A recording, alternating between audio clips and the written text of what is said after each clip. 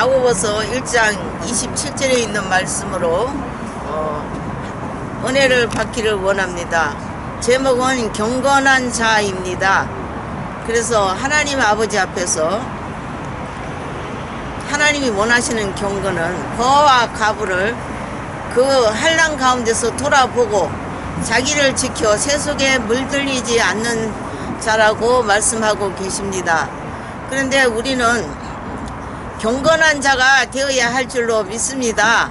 그래서 많은 사람들이 보면 율법주의에 많이 노출이 되어 있습니다. 그래서 율법주의와 경건주의의 다른 점은 율법주의는 자기 의로 자기 의로 기준을 삼는 사람을 율법주의자라고 합니다. 경건주의자는 하나님의 의로 사는 사람을 경건주의자라고 합니다. 그래서 율법주의자들은 다 자기의 의로 자기가 어렵다 이렇게 생각을 하고, 그러면서 이제 그 율법으로 남을 비판하고 또 정죄하고 그런 일을 많이 합니다. 그러나 우리는 이제 율법주의로부터 벗어나서 경건주의자로 바꾸어져야 할 줄로 믿습니다. 그래서 우리가 성경을 보면은 사도 바울이 예를 들어보겠습니다. 사도 바울이 처음에는 1차 전도 여행 중에서 중도에 하차한 마가를 이해를 못해가지고, 자기 기준에 의해서 이해를 못해가지고, 그래서 마가와 같이 2차 전도여행 가자 할 때에 거기서 심히 다투었다. 왜냐, 그것은 사도 바울의 자기의 모든 것을 가지고 비평했기 때문입니다. 그래서 마가의 입장을 이해를 못했습니다.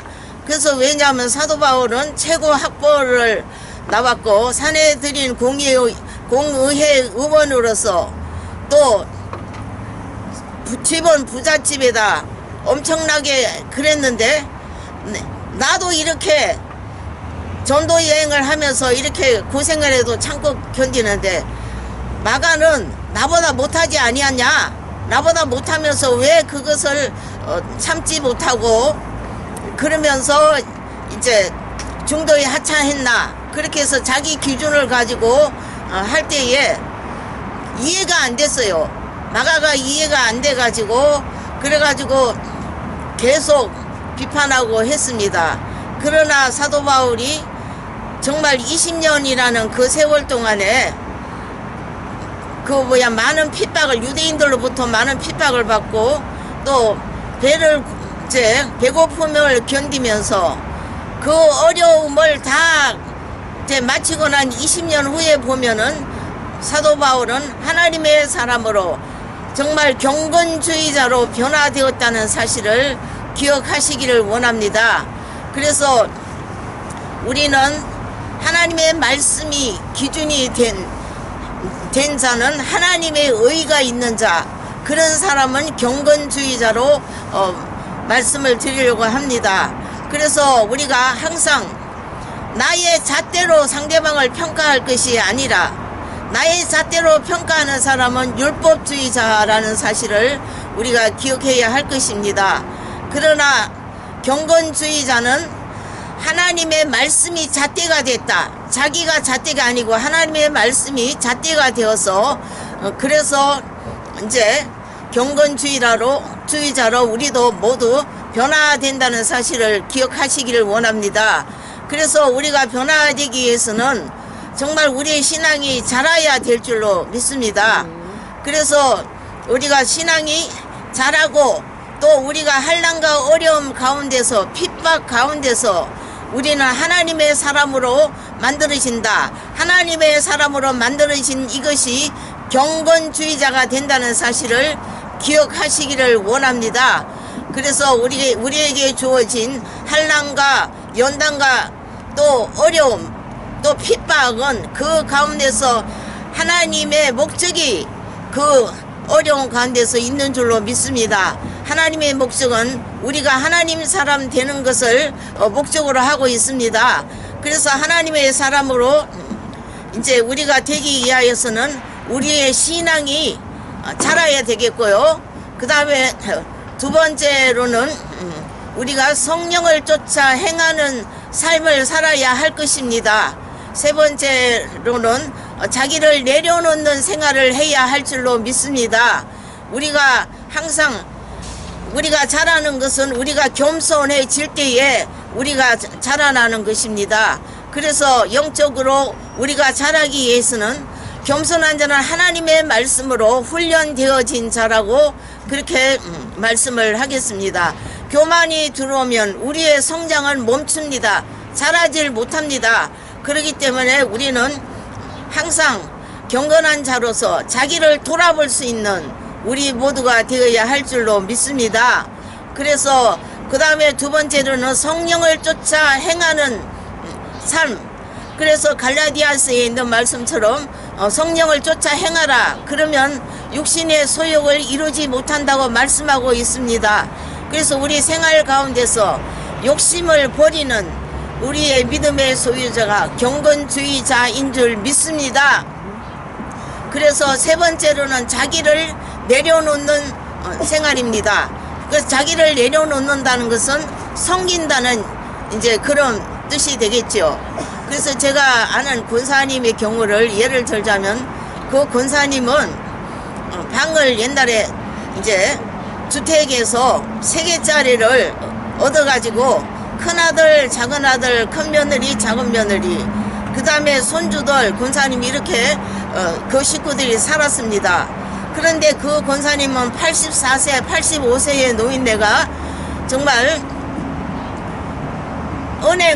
은행 볼일을 다 봐주고 살림을 다 했습니다. 그래서 아침에 일어나면 며느리들에게 밥을 다 해서 상을 차려주고 그렇게 살림을 하면서도 며느리들을 섬긴 권사님이었습니다. 그 결과 권사님이 나보고 그런 얘기를 해요. 그 당시는 제가 40대 신방전도사 할 때인데 전도사님 내려놓으니까 다 해결됩니다. 그 얘기를 했어요. 근데 그 당시는 그 말을 제가 잘 못 알아먹었어. 이제 나이가 70이 되다 보니까 그 권사님의 말씀이 정말 살갗 속으로 내 귀에 쏙쏙 이해가 되는 그런 입장입니다. 그래서 우리가 그 권사님 말씀처럼 내려놓아야 된다. 그래서 며느리들을 섬겨주지 며느리들에게 섬김을 받는 그런 생각은 전혀 없었어요. 그랬더니 그 며느리들이 선물을 해다 주면은 그 선물을 저한테 자랑하면서 그렇게 그 권사님이 그렇게 생활한 것을 볼 수가 있습니다. 그래서 그 앞에 복지관이 있는데 복지관에는 한 번도 안 나가시고 시간 나면은 성경 보고 기도하고 찬송하면서 그러면서 정말 아름답게 정말 여생을 마무리한 사실을 보았습니다. 그래서 그 권사님은 내려놓는 그 말씀을 실천했다는 것입니다. 그래서 우리는 경건주의자가 되기 위해서는 정말 하나님의 말씀이 잣대가 되어야 된다. 하나님의 말씀이 잣대가 되어야지 자기의 의가 잣대가 되면은 율법주의자여 경건주의자는 아니라는 사실을 기억하시기를 원합니다. 그래서 우리가 하나님의 말씀에도 정말 우리가 율법으로 사람들을 비평할 것이 아니라 모든 사람은 다 죄인이므로 하나님의 영광에 이르지 못한다고 했습니다. 그래서 이 세상에 있는 사람 중에 의인은 한 사람도 없습니다. 그러나 우리가 하나님 입장에서 우리를 의인으로 이제 인정해 주시지 않았습니까?